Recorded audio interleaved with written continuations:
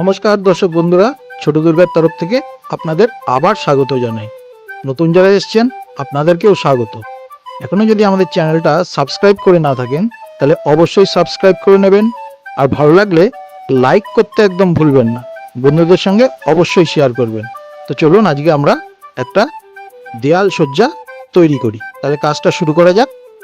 কাজটা করার জন্য আমাদের এক টুকরো খবরের কাগজ নিয়ে নিতে হবে। এই খবরের কাগজটা রোল করে পাইপ তৈরি করার জন্য মোটা তার বা উলের কাঁটা যেটা সুবিধা হয় সেটা ব্যবহার করে আঠার সাহায্যে প্রথমে কিছু পাইপ তৈরি করে নাও। পাইপ তৈরি করা হয়ে গেল, আস্তে করে তার বা উলের কাঁটাটাকে বার করে নাও। দেখো একটা সুন্দর পাইপ তৈরি হয়ে গেল। এরকম আরও কিছু পাইপ তোমরা তৈরি করে নাও। পাইপগুলো লম্বায় বড্ড ছোট, তো কী করতে হবে, একটার সাথে আরেকটা এইভাবে আঠা দিয়ে জুড়ে নেবে।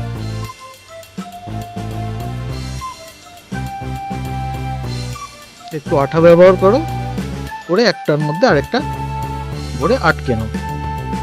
এত সুন্দর লম্বা লম্বা পাইপ তৈরি হয়ে যাবে। লম্বা কাগজগুলো দিয়ে কোনো আকার তৈরি করার আগে প্রথমে হাতের সাহায্যে সমান করে নাও।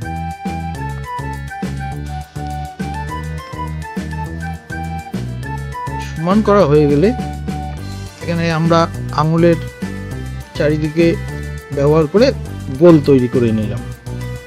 তোমাদের যেরকম ইচ্ছা হবে সেরকম আকারের তোমরা এক একটা ডিজাইন তৈরি করে নাও।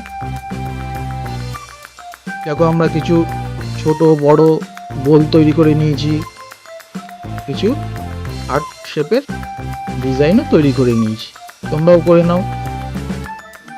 আমরা এখানে একটা থালা ব্যবহার করছি একটা বড় রিং তৈরি করার জন্য। তোমরা তোমাদের যেটাই সুবিধা হবে তোমরা সেইভাবে তৈরি করে নিও। থালাটার চারিদিক থেকে কাগজের পাইপ ঘুরিয়ে এনে আঠা ব্যবহার করে রিং তৈরি করে নেওয়া হলো।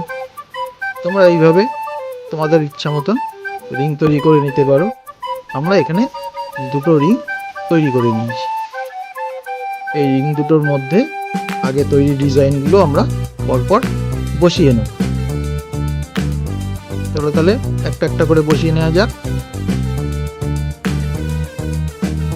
তোমাদের যদি কাজগুলো দেখে ভালো লাগে তাহলে অবশ্যই লাইক করে দিও, বন্ধুদের সঙ্গেও শেয়ার করো যাতে তারাও শিখতে পারে, আর অবশ্যই কমেন্ট করে জানিও। ডিজাইনগুলো তো বসানো হয়ে গেল দুটো রিংয়ের মধ্যে। এবার আঠা ব্যবহার করে জিনিসগুলোকে আটকে নাও। আঠা দিয়ে জুড়ে নেওয়ার পর মাঝখানটা বড্ড ফাঁকা ফাঁকা লাগছে, তাই একটা ছোট্ট ডিজাইন জুড়ে দেওয়া হলো। উপরে একটা হ্যাঙ্গার লাগিয়ে দেওয়া হয়েছে যাতে সুন্দরভাবে দেয়ালে আটকে নেওয়া যায়। তো মোটামুটি এই পর্যন্ত তৈরি করা হয়ে গেছে। চলো রংটা করে ফেলি। রং করার জন্য আমরা এখানে প্রথমে কালো রং ব্যবহার করছি। কালো রং দিয়ে ধীরে ধীরে পুরো ডিজাইনটাই সুন্দর করে রং করে নিই। কালো রং করে নেওয়ার পরে কিরকম হলো এবার দেখে নাও।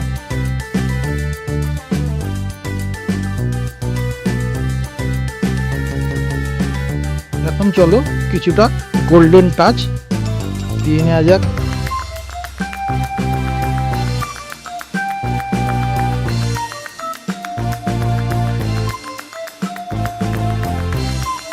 গোল্ডেন টাচ দিয়ে নেওয়ার পরে কীরকম হলো একবার দেখে নাও। যদি তোমাদের কাজগুলো দেখে ভালো লাগে তাহলে অবশ্যই লাইক করো, বন্ধুদের সঙ্গে শেয়ার করো, আর অবশ্যই কমেন্ট করে জানিও তোমাদের কেমন লাগছে। তাহলে আজ তাহলে চলি, দেখা হবে পরের এপিসোডে। টাটা।